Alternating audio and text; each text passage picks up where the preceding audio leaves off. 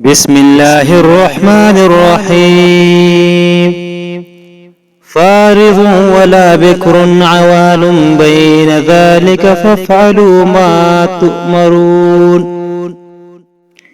قالوا ادع لنا ربك يبين لنا ما لونها قال إنه يقول إنها بقرة صفراء فاقع لونها تسر الناظرين.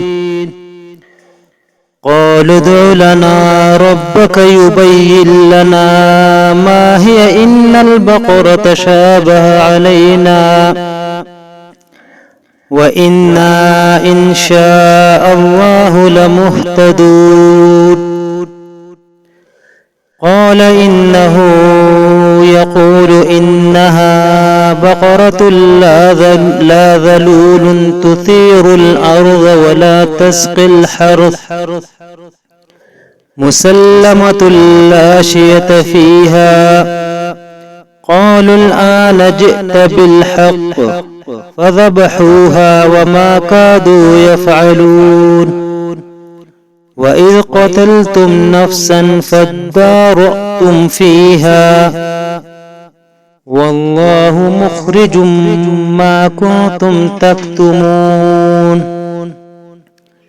فقلنا اضربوه ببعضها كذلك يحيي الله الموتى ويريكم آياته لعلكم تعقلون. ثم قست قلوبكم من بعد ذلك فهي كالحجارة أو أشد قسوة. وإن من الحجارة لما يتفجر منه الأنهار وإن منها لما يشقق فيخرج منه الماء وإن منها لما يهبط من خشية الله وما الله بغافل عما تعملون. أفتطمعون أن يؤمنوا لكم وقد كان فريق منهم يسمعون كلام الله ثم يحرفونه من بعد ما عقلوه وهم يعلمون. وإذا لقوا الذين آمنوا قالوا آمنا وإذا خلا بعضهم إلى بعض قالوا أتحدثونهم بما فتح الله عليكم ليحاجوكم به عند ربكم أفلا تعقلون. أولا يعلمون أن الله يعلم ما يسرون وما يعلنون. ومنهم أميون لا يعلمون الكتاب إلا أماني وإنهم إلا يظنون. فويل للذين يكتبون الكتاب بأيديهم ثم يقولون هذا من عند الله ليشتروا به ثمنا قليلا فويل لهم مما كتبت أيديهم وويل لهم مما يكسبون.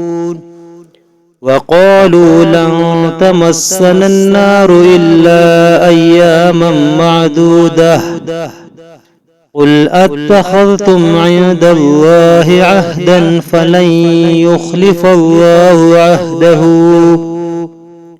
أم تقولون على الله ما لا تعلمون.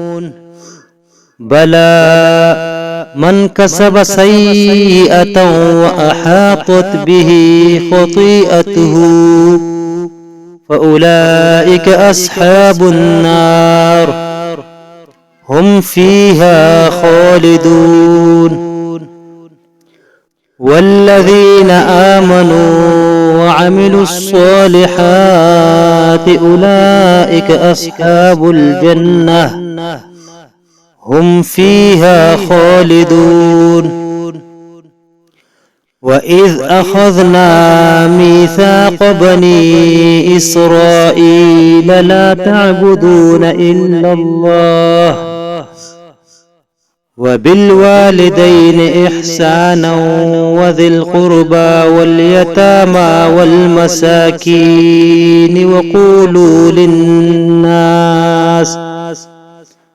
وقولوا للناس حسنا وأقيموا الصلاة وآتوا الزكاة ثم توليتم إلا قليلا منكم